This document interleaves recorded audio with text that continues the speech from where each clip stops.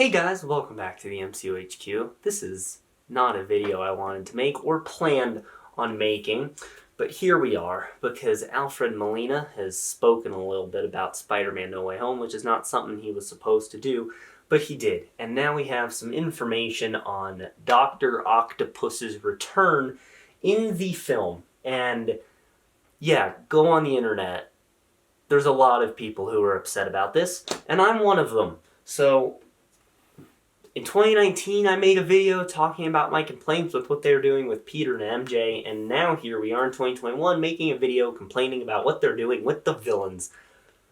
I guess this is just my life now for MCU Spider-Man films. So we're going to read this Variety article. Alfred Molina details Doc Ock's return in Spider-Man No Way Home, and then let's get into this. I'm not going to read all of it, I'm going to read sections. When Alfred Molina was first invited to reprise his role as the villainous Otto Octavius in Spider-Man No Way Home, the forthcoming third installment of the Marvel Cinematic Universe Spider-Man's films led by Tom Holland, he said he was told to keep it quiet, which he didn't do, did he? When we were shooting it, we were all under orders not to talk about it because it was supposed to be some great big secret. But you know, it's all over the internet. I actually described myself as the worst kept secret in Hollywood. Instead, not only did Molina confirm his involvement in No Way Home, he happily detailed his experience making the movie and returning to a part he first played in Sam Raimi's Spider-Man 2 in 2004. Which is a great movie. It was wonderful.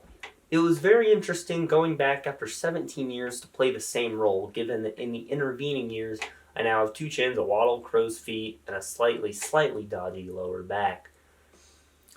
When the actor asked John Watts, the director of No Way Home, how the movie would bring Doc Ock back, since, as he pointed out, I died,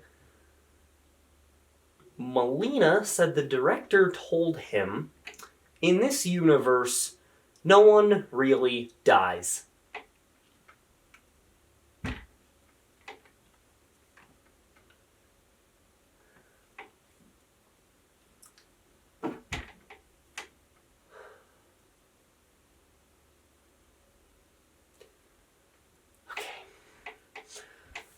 And then we get the summary of Spider-Man 2, and it ends.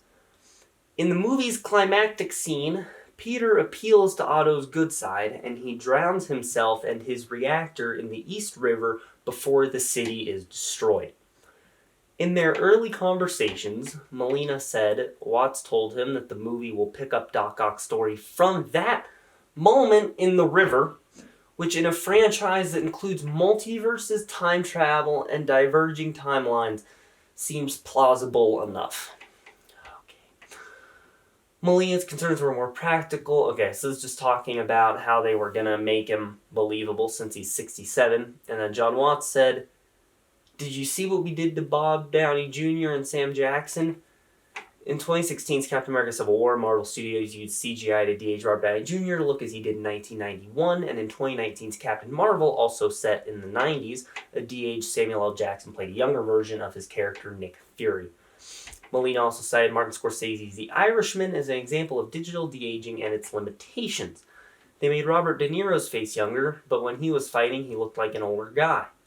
That's what worried me about doing it again. I don't have the same physicality that I had 17 years ago, that's just a fact. Molina realized, though, that the nature of the role would save him. I then remembered that it's the tentacles that do all the work. He sat up straight in his seat. "My basic physical move as Doc Ock, as the actor, is just this." He said he glared intensely at the zoom camera and made a menacing noise. "I just do that a lot, and the arms are doing all the killing and smashing and breaking. I'm just going," and he glared again with a kind of mean look on my face. It was fantastic. Neither Sony Pictures nor Marvel Studios, which are co-producing Spider-Man No Way Home, has confirmed Molina's return, but news of his casting leaked last year, along with reports that Jamie Foxx will also appear as Electro, that's right, the villain he played in The Amazing Spider-Man 2. Later, Zendaya, another Spider-Man lead actor, seemingly confirmed Molina's casting during a conversation with Carey Mulligan for Variety's Actors on Actors series. The casting of Molina and Fox would unite the three generations of Spider-Man movies, the Maguire-Raimi cycle, the Mark Webb-Andrew Garfield installments, and the newest Spider-Man film starring Holland and directed by Watts. No Way Home is currently scheduled to be a Christmas-time release on December 17th, 2021. All right, so let's talk about this. Let's break this article down now that we've read it, because I'll talk about some awful decisions. So first thing we're going to talk about here is the fact that John Watts said, in this universe, no one really dies. Which just makes it seem like they can bring back whoever they want, because why not? Which basically makes a lot of deaths pointless. I mean, with that logic, we could find a way to bring Steve Rogers back, Natasha Romanoff back. I guess deaths just don't matter, so there's no emotional weight, and especially with a character arc like Doc Ock's in Spider-Man 2, that really hurts it. And then here we go. In the movie's climactic scene, Peter appeals to Otto's good side, and he drowns himself in his reactor in the East River before the city is destroyed. Yes. So, Doc Ock had a fantastic character arc where at the end he realized he screwed up and he was going to destroy the whole city. So he grabbed his reactor and drowned himself with it, basically to save all of New York. And then in early conversations, Watts said the movie will pick up Doc Ock's story from that moment in the river, which is the moment. Oh my god. Okay. So what that means, because Doc Ock's going to come back as a villain, because if it is not yet obvious, the Sinister Six is in this movie.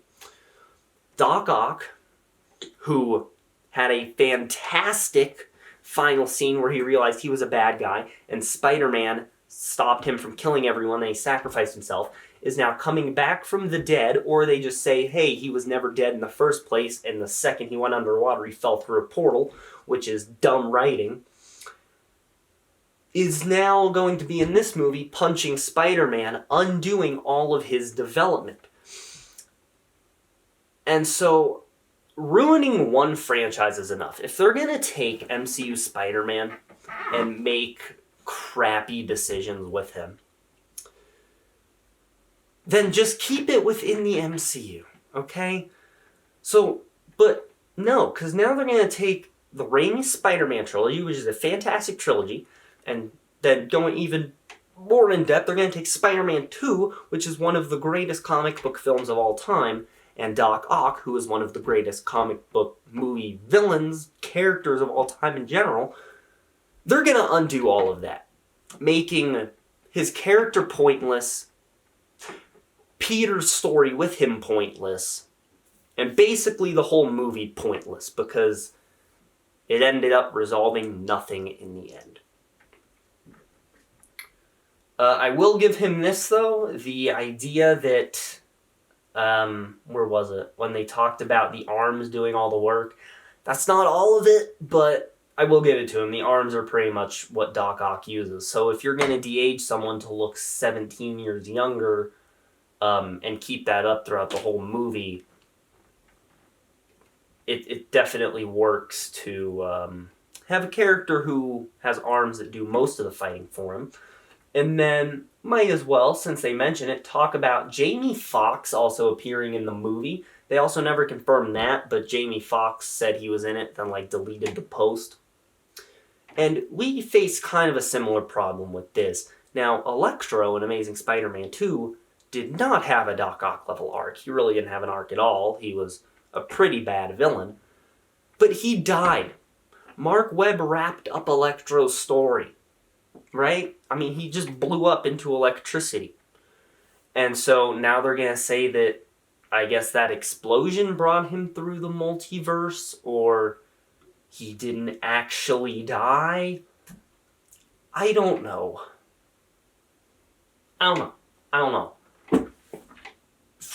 from what I've seen for this movie, it's not doing a good job of exciting me. I mean, I'm going to be real with you guys, I hate the title.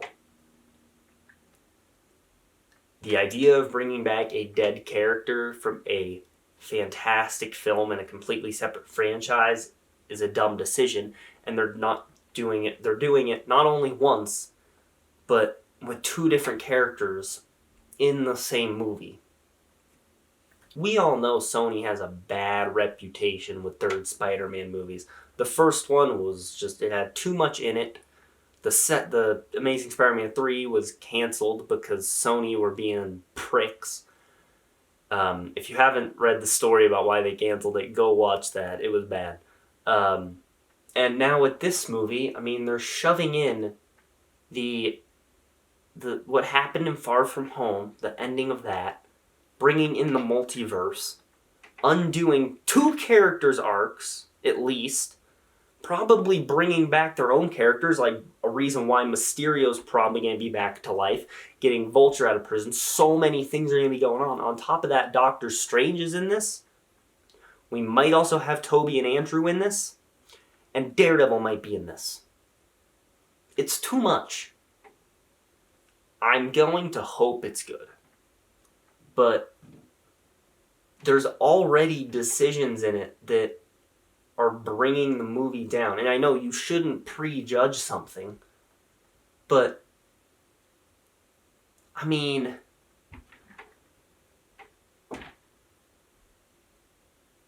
it's hard not to when they do this. Like,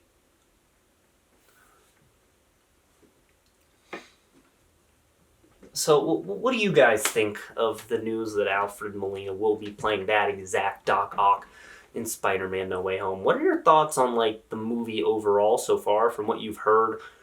Are you worried? Are you excited? Let me know down in the comments below. Also, leave a like on this video, subscribe, click on the bell icon to receive all notifications from the MCU HQ. That's going to be it. Have a great day, guys.